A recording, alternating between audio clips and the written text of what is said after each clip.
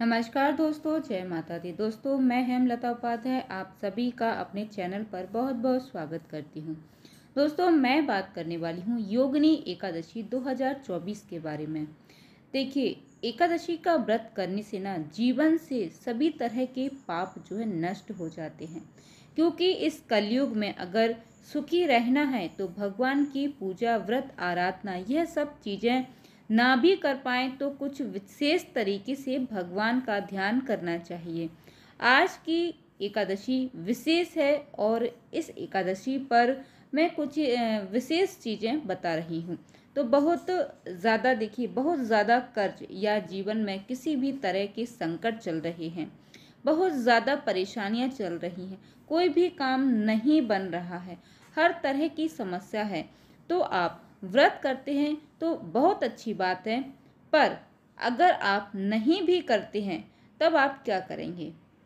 तो देखिए, आप इस उपाय को कर सकते हैं। एक एक करके मैं सारी चीज़ें आप लोगों के साथ शेयर करूंगी। तो देखिए, सबसे पहले हम जान लेते हैं कि योगिनी एकादशी कब है। देखिए, योगिनी एकादशी का व्रत जो है 2 जुलाई को रखा जाएगा, क्योंकि 1 जुलाई को जो व्रत हो रहा है ना, वो दसवीं युक्त है। तो दसवें युक्त तो एकादशी रखी नहीं जाती है, इसलिए हम 2 जुलाई को योगिनी एकादशी का व्रत रखेंगे। अब जो लोग व्रतधारी हैं वह एक दिन पहले अपने बाल वगैरह धो करके हर तरीके से साफ और शुद्ध हो जाएंगे। लहसुन प्याज आप लोग आज मत खाइएगा। और हाँ, 10वीं तिथि में जो अपना खाना खाएंगे आप सुबह में अपना कोशिश करिए कि लहसुन प्याज वगैरह ना खाएं।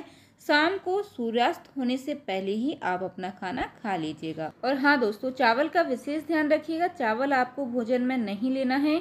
सूर्यास्त होने के बाद अगर आपको भूख लगती है तो फिर आप दूध, चाय, फल ऐसी चीज़ें ले सकते हैं। भगवान की पूजा, आराधना और भी जो सारे नियम हैं उनका आप ध्यान पूर्वक पालन ज़रूर करते रहिएगा। एक चीज़ का विशेष ध्यान रखिएगा कि 10वीं तिथि में तुलसी पत्र तोड़कर ज़रूर रख लीजिएगा, क्योंकि भगवान विष्णु को जब आप भोग लगाएंगे तो बिना तुलसी पत्र का तो कोई भी काम नहीं होगा। तो इसलिए आप बिल्कुल बहुत ही ध्यान पूर्वक जो है तुलसी को पहले ही तोड़कर रख लीजिएगा। चलिए, अब हम बात कर लेते हैं कि भगवान श्री हरि की पूजा हम विधिवत तरीके से कैसे करेंगे। देखिए, पूजा सभी कर सकते हैं, जो व्रतधारी हैं वह भी पूजा कर सकते हैं और जो व्रत नहीं रखते हैं वह भी एकादशी की पूजा कर सकते हैं। देखिए, अगर आप व्रत रखते हैं तो यह तो बहुत अच्छी बात है, बहुत उत्तम है। लेकिन व्रत नहीं भी रख पाते हैं और एकादशी का फल आप प्राप्त करना चाहते हैं तो सबसे ज़रूरी है दोस्तों कि आप एकादशी के नियमों का पालन करें। जो नियम मैं आपको समय समय पर बताती रहती हूँ उन नियमों का पालन आप ज़रूर करिएगा। विश्वास मानिए दोस्तों और भगवान की पूजा आराधना करिएगा, एकादशी व्रत जैसा ही फल आपको मिलेगा। तो चलिए, अब हम जान लेते हैं कि पूजा जो है किस प्रकार करनी है। तो देखिए, सबसे पहले आप एक चौकी लगा लीजिएगा और चौकी के ऊपर जो है पीले रंग का वस्त्र बिछा लीजिएगा। उसके बाद आप भगवान विष्णु जी की फोटो रख लीजिए। लड्डू गोपाल जी हैं तो यह पूजा आप उनके साथ भी कर सकते हैं, और शालग्राम जी हैं तो अति उत्तम। लेकिन देखिएगा, शालग्राम जी को रखना बड़ी बात नहीं है, लेकिन कहा जाता है कि महिलाओं को इनको स्पर्श नहीं करना चाहिए, इसलिए थोड़ा सा शालग्राम जी को स्पर्श करने से आप लोग बचिए। बाकी तो बहुत तर्क वितर्क हैं, कोई कहेगा करते हैं, कोई कहेगा नहीं करते हैं, तो मैं इस तर्क वितर्क में नहीं पढ़ना चाहती हूँ। अगर आपके यहाँ आपके बड़े बुजुर्ग कहते हैं कि आप शालग्राम जी को स्पर्श कर सकती हैं तो आप लोग करिए। हमारे यहाँ यह नियम नहीं है, इसलिए और शास्त्र की बात कहें तो शास्त्र में मना किया गया है, आप नहीं कर सकते हैं। तो शास्त्र की बात भी मैं आपको बता दी हूँ। लड्डू गोपाल जी हैं तो विधिवत उनकी आप जो है पूजा कीजिएगा। भगवान विष्णु जी की फोटो है तो आप उसको भी रख लीजिएगा। सबसे पहले आप एक बर्तन रख लीजिए। फोटो से पूजा करना मैं आपको बता रही हूँ, क्योंकि देखिए ज़्यादातर लोग बागों के पास जो है फोटो ही होता है। उस बर्तन में भगवान को स्नान का भाव करके थोड़ा जल, थोड़ा दूध, यह सब चीज़ें धीरे धीरे करके भगवान को स्नान का भाव, सबसे बड़ी चीज़ भाव के साथ आप भगवान को स्नान कराइएगा। इसके बाद भगवान को पीले चंदन, पीले वस्त्र, धूप, दीप सब कुछ रखिए। देखिए, अगर आपके पास शंख है तो इस शंख को आप क्या करिए, जल भर के भगवान को स्नान कराइए और इस जल को पूरे घर में जो है छिड़क दीजिएगा। आपके घर में जो भी रोग, दोष, परेशानियाँ, झगड़े बहुत ज़्यादा होते हैं, यह सब चीज़ें जो है धीरे धीरे समाप्त होने लगेंगी। महीने की दोनों एकादशी को आप यह करके ज़रूर देखिएगा, बहुत बढ़िया इसका रिस्पॉन्स आपको मिलेगा। आप लोग करके तो देखिए, बहुत तेज़ रिस्पॉन्स आपको मिलेगा। अब बात कर लेते हैं कि एक और विशेष क्या कर सकते हैं। दोस्तों, कम से कम आप 1 साल किसी भी मनोकामना के लिए एकदम शांति मन से करिए। करना यह है कि आप जब पूजा करेंगे भगवान विष्णु की एकादशी के दिन, तो आप एक अखंड दीपक जलाएं। सुबह की पूजा से लेकर रात के 12 बजे तक आपका यह दीपक प्रयास करें अखंड रूप में जलता रहे। यह तिल के तेल का भी आप जला सकते हैं, घी का ही भी जला सकते हैं, गोल बाती का भी जला सकते हैं, लंबी बाती का आपके ऊपर है।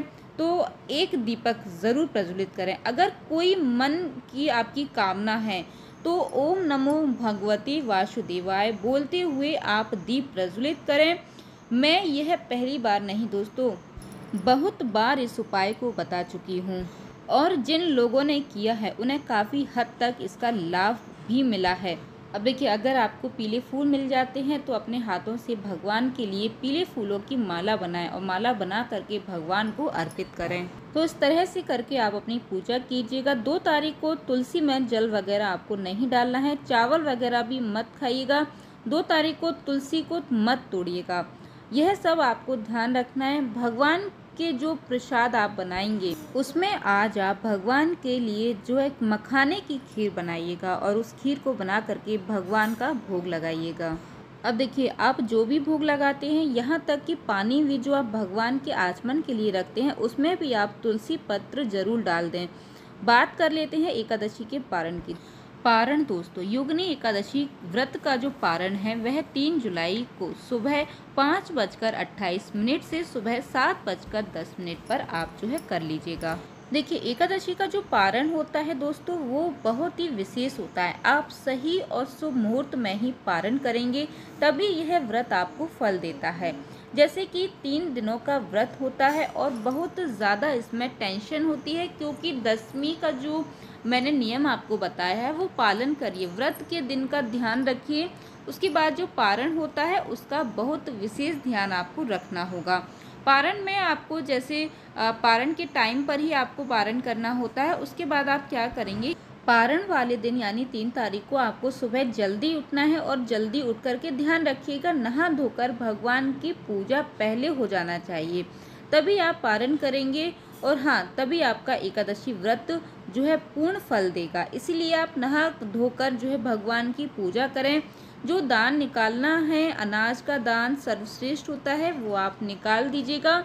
उसके बाद अपने लिए भोजन बनाएं और यह भोजन पहले भगवान विष्णु को अर्पित करें। अगर किसी कारण से मान लीजिए रसोई साफ नहीं है या आपका मन नहीं करता है भोजन भोग निकालने का, तो जो भी भोग आप लगाते हैं पहले लगा लें भगवान को, उसके बाद आप पारण करें। तो पारण का सही नियम यही है, ठीक है। उसके बाद आप करेंगे भगवान की आरती वगैरह कर लीजिएगा। उसके बाद जो पारण का टाइम है उस टाइम पर आप भोजन कर लीजिएगा। अब देखिए, कुछ लोगों का प्रश्न यह भी हो सकता है कि सुबह के समय जब पारण का मुहूर्त होता है उस समय या तो खाना नहीं बन पाता है या फिर खाना नहीं खा पाते हैं, क्योंकि सुबह होता है और कई सारे काम भी रहते हैं। तो क्या हम तुलसी पत्र से पारण कर सकते हैं?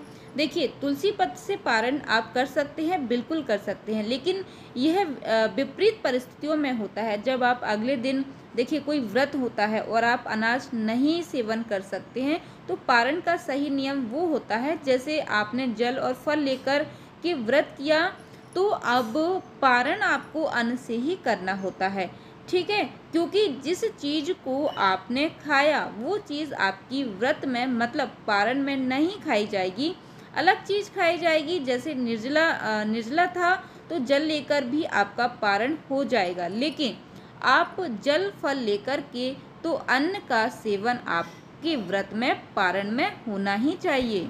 किसी भी तरीके से आप भले ही थोड़ा खा लीजिएगा, लेकिन आप अपना भोजन तैयार करके ज़रूर रख लीजिएगा। 2 टाइम का ही भोजन किया जाता है, ठीक है। एक समय जब आप पारण मुहूर्त हो उसमें खा सकते हैं, दूसरे टाइम शाम को आप अपना आराम से भोजन बनाएं और आराम से खाएं। लेकिन हाँ, बीच में अगर आपको भूख लगती है तो आप जैसे कि फल ले सकते हैं, दूध ले सकते हैं, ऐसी चीज़ें लेकर के आप जो है सेवन कर सकते हैं, लेकिन अन्न का सेवन आपको नहीं करना है। भोजन केवल आपको दो बार ही जो है ग्रहण करना है। एक चीज़ का और ध्यान रखिएगा दोस्तों कि एक समय जब आप पारण करेंगे तब लहसुन प्याज का आप जो है त्याग कर दीजिएगा।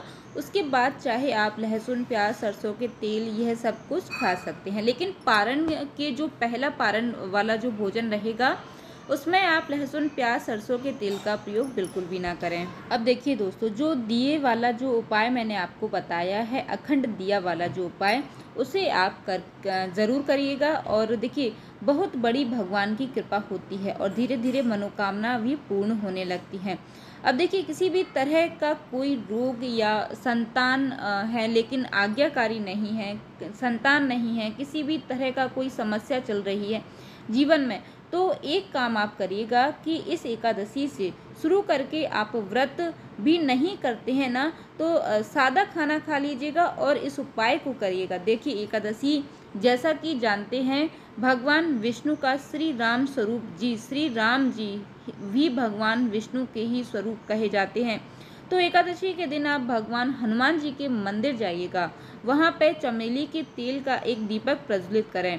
उसके बाद दीप प्रज्वलित करने के बाद आपको दूसरा काम करना है कि आप वहां पर बैठकर 11 बार हनुमान चालीसा और 1 बार बजरंग बाण का पाठ करें और विश्वास करिए, आप देखेंगे कि कुछ ही दिनों में आपका असंभव काम भी बनने लगेगा। इस उपाय को आप करके देखिएगा, बहुत तेज और चमत्कारी तरीके से काम होता है। लेकिन हाँ दोस्तों, इस उपाय को करते समय आपको एक बात का विशेष ध्यान रखना होगा कि हर मंगलवार आपको यह उपाय करना है। किसी मंदिर में ही जाके आप यह उपाय को कर सकते हैं। दोस्तों, वीडियो कैसी लगी आप ज़रूर बताइएगा। और हाँ दोस्तों, अगर वीडियो अच्छी लग जाती है तो प्लीज़ वीडियो को लाइक ज़रूर कर दीजिएगा। साथ ही हमारे साथ जुड़े रहने के लिए चैनल को सब्सक्राइब कर लीजिएगा। जय माता दी दोस्तों, धन्यवाद।